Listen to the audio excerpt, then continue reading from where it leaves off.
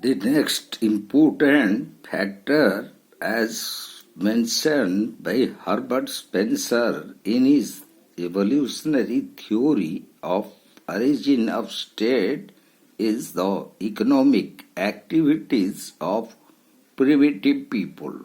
So, according to Herbert Spencer, at the beginning of primitive society or civilization, mostly the human beings were huntsmen.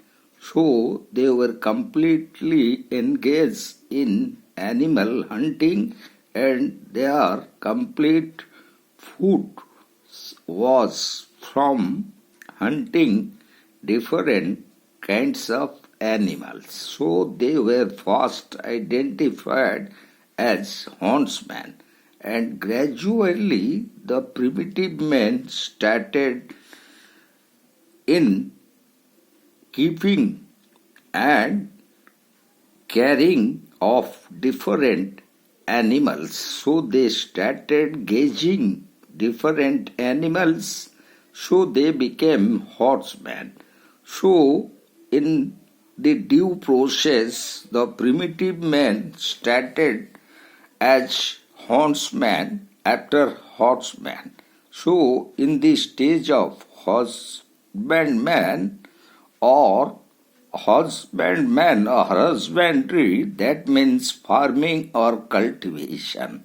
So, the primitive men, they learned the very art of farming and cultivating different kind of crops. So, the very idea of the private property became prevalent among the primitive man. So, after they became the cultivators and farmers, the very idea of private property originated among the primitive man. So also, so different social classes they started developed among the primitive man. So also, the barter system or exchange of commodities among the different groups and communities in the society, it started taking place.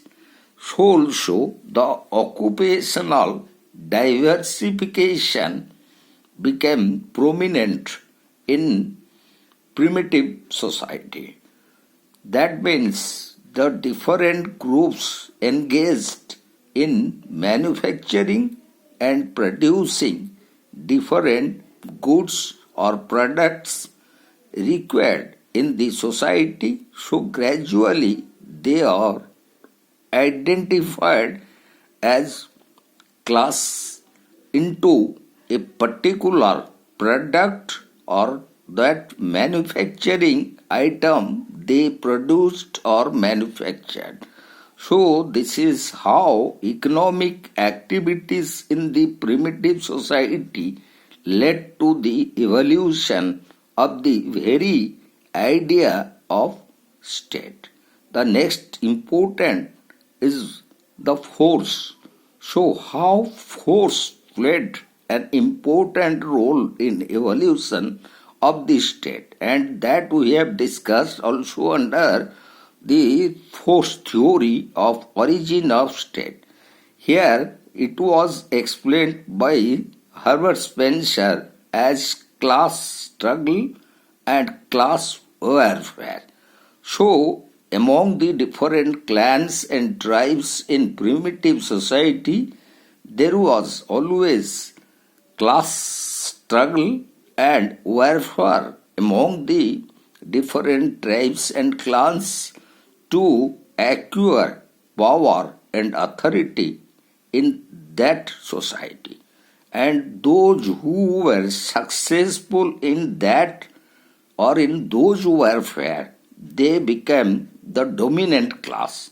And such dominant class also we found mentioned in Karl Marx economic interpretation of history. So those dominant class or the winning class in those warfares or those tribal chiefs who became successful in the struggle and warfare that was continuing in the primitive society, so even it continued in feudal society, so also according to Marx in capital society, that dominant class was the main factor for development of the idea and the concept of state. And the last important factor of the evolutionary theory, according to Herbert Spencer, is political consciousness. So, in primitive society, the very idea of custom gradually expanded its hold even into feudal society and also into modern society. So, customs in every society gradually took the shape of customary laws, and those customary laws compelled every group and communities in a society for social coordination, and that social coordination led to the very idea of social control, and it finally led to development of political ideas and political consciousness.